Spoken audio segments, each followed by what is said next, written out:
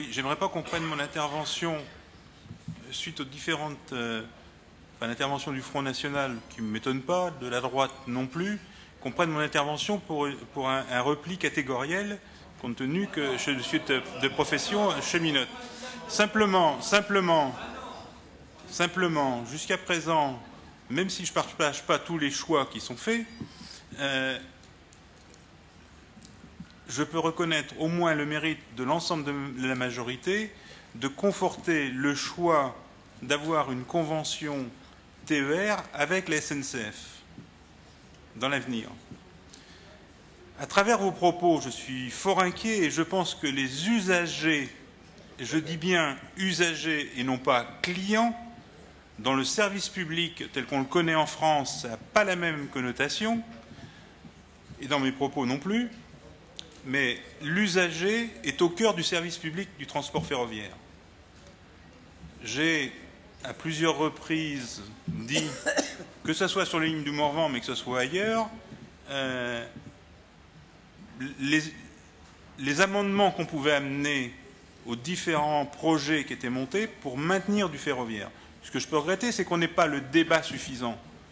Je ne veux pas rentrer dans le débat de l'électrification La Roche-aux-Serres, mais c'est un des débats qu'on devrait avoir plutôt que de cibler. Alors, dans le contrat de plan, j'ai bien noté que c'était marqué modernisation, et j'aimerais rester sur ce thème modernisation pour pouvoir ouvrir le débat sur cette problématique d'investissement important qui est fait par l'électrification La Roche-aux-Serres. Mais l'ensemble des textes qui sont votés au Parlement européen et qui sont suivis sur le plan français quant à la mise en concurrence des différents modes de transport. Si demain, et je ne le souhaite pas, qu'une autre majorité soit dans notre future région, j'ai de fortes craintes, après les propos qui ont été dits par les deux composantes, droite et extrême droite, de cet avenir du ferroviaire. Je vous renvoie, pas très loin, de l'autre côté de la Manche, lorsque la privatisation des chemins de fer anglais a eu lieu. Catastrophe, baisse des investissements, coût supérieur pour l'usager, qui était devenu client, jusqu'au point où ils ont été obligés de reprendre à leur compte, quand le gouvernement travailliste est arrivé, à renationaliser à nouveau les transports.